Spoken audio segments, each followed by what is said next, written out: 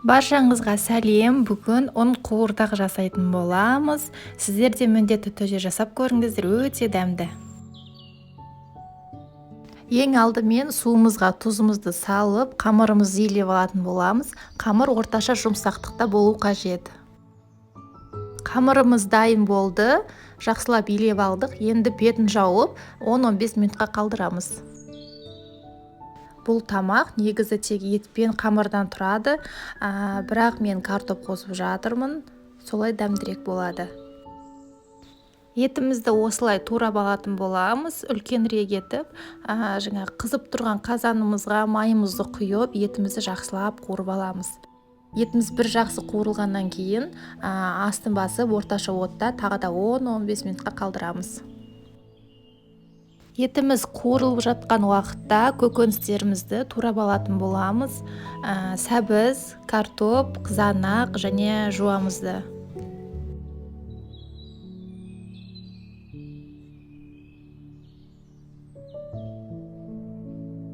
Етіміз жақсылап бір қуырылып алды. Енді астын басып, отымыздың астын басып, қақпағын жауып, тағы 10 минуттай қуыратын боламыз.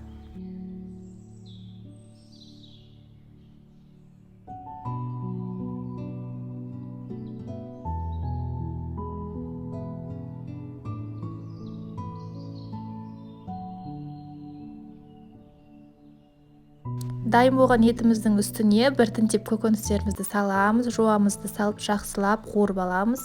Оның артынан жаңағы сәбізімізді, қызанағымызды салып жақсылап қуырамыз. Орташа отта қазанымыздың бетін жауып 5 минутқа қалдырамыз.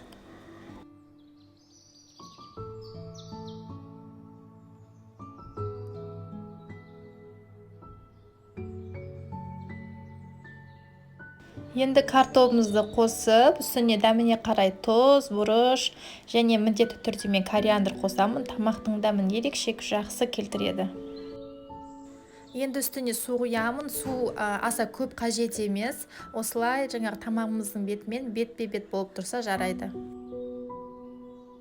Қамырымыз тынып, дайын болды. Енді жайып алатын боламыз. Жұқалығы жаңағы мантыныкіндей немесе бешбармақтыкіндей қылсаңыздар болады. Қамырымыз дайын болды. Енді осыны бірнеше бөлікке бөлетін боламыз. Қазір табаға кептіреміз. Лаваш сияқты табамызға сиятындай етіп кесіп алатын боламыз.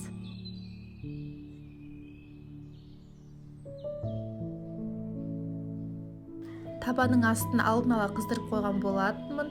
Осылай қамырымызды салып, құрғақ табаға май ештеңе жақпаймыз.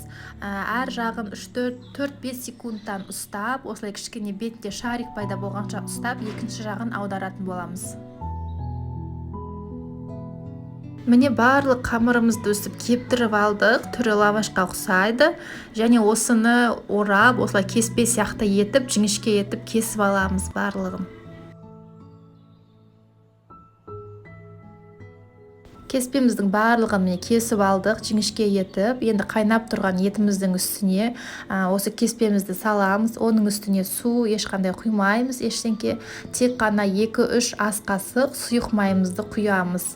Және кеспемізді араластырмаймыз, осы күйінше пісетін болады.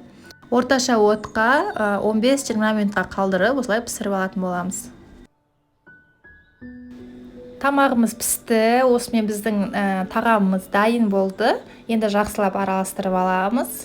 Дәмі деген өте керемет, ерекше дәмді тамақ. Сіздер де міндетті түрде жасап көріңіздер. Менің каналыма тіркеліп, лайк басып қойыңыздар. Видеоны соңына дейін көргеніңізге рахмет.